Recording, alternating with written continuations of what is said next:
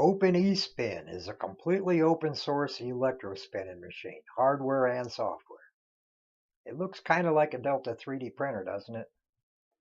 But when you're going to be tossing around 30,000 plus volts, you better be prepared for where it's going to want to go. So metal posts are out. We go with PVC pipe. A carriage rides on the two back posts, and with the bearings sitting at just the right angle, it's accurate and moves smoothly. Moving the syringe to the top solves several problems. The machine's less complex, has fewer parts, saves us the hassle and expense of using different types of tubing for all the different solvents we'll be using. It also saves us the material we would have wasted just filling up the tubing.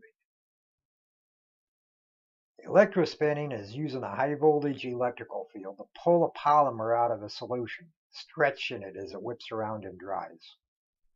The result is fibers that are incredibly thin. You can even produce fibers down into the nanoscale. I know, I've done it. Some materials show different properties at that scale. Polyvinylidene fluoride is one of those, as an example. In certain states, it has strong piezoelectric and pyroelectric properties, at least 10 times greater than any other polymer, but only in that stretched state. Electrospin is how you get it there. But many other polymers can be spun and made into useful forms.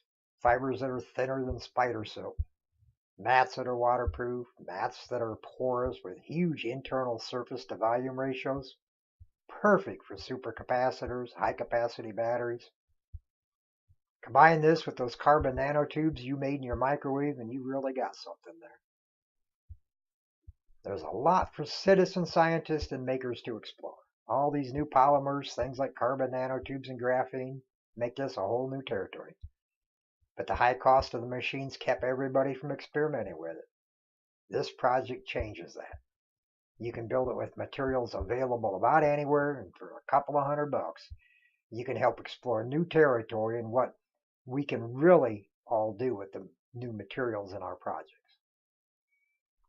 Possibilities abound in new sensors, graphene, wearables, biomedical applications, carbon nanotubes for supercapacitors, and batteries with higher storage potential, along with faster charge and discharge times, water for purification and desalination, the list goes on and on. There's no reason citizen scientists can't contribute to material science.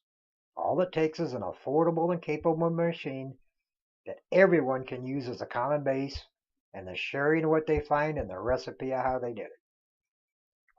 That's what OpenESpin is. The common base we need to start to hunt.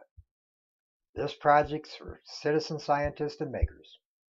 It allows them to do new research that's never been done before. If you're playing around at home making carbon nanotubes in the microwave, can't figure out how to make real use of them, this project's for you. If you want to work on new advances in the biomedical field, this project's for you.